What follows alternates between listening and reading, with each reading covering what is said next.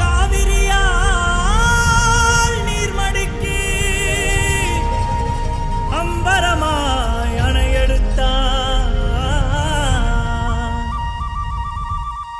நீர் சத்தம் கேட்டதுமே நெல் பூத்து நிற்கும், ஒளி சத்தம் கேட்டதுமே கல் பூத்து நிற்கும், பகை சத்தம் கேட்டதுமே வில் பூத்து நிற்கும், சோழத்தின் பெருமை கூற சொல் பூத்து நிற்கும்.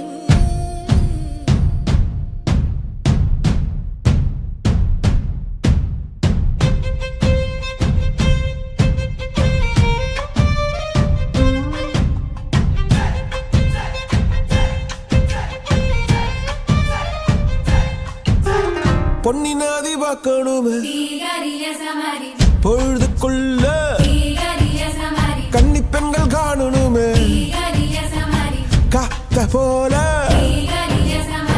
பொட்டல் கடந்து